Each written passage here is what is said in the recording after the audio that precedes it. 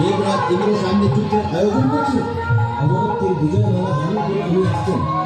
ওনার পিতা 14টা রত্ন জলন্ধরের হাতে দিয়ে দাও, নাহলে এই যুদ্ধের আহ্বানের প্রতিকার করো।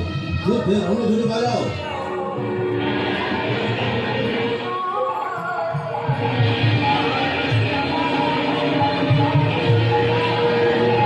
জলন্ধর ইন্দ্রলোককে জয় করতে আসছেন। ওর চোখে চেয়ে থাকা এই ইন্দ্রলোক আর ওর যুদ্ধে আসাকে আমি এই পৃথিবীর মাটির ধুলোতে মিশিয়ে দেবো।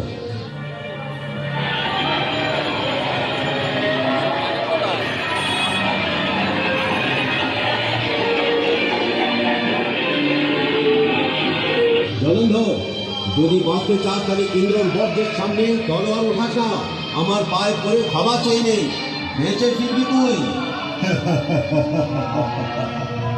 অজর অমর জলন্ধরকে বাঁচিয়ে রাখার লোভ দেখাচ্ছিস? আরে আজ তো তোর জীবনের শেষ সূর্য সামনে এসেছে।